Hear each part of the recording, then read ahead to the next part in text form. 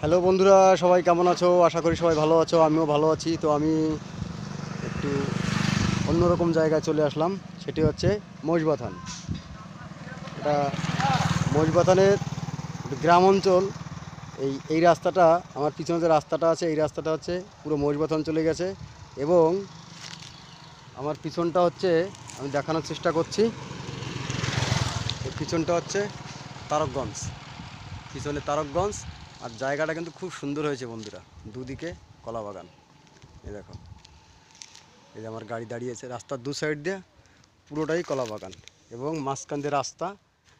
হালকা হালকা হালকা পাতলা বাড়ি আছে। খুব সুন্দর লেগেছে আমার কাছে জায়গাটা।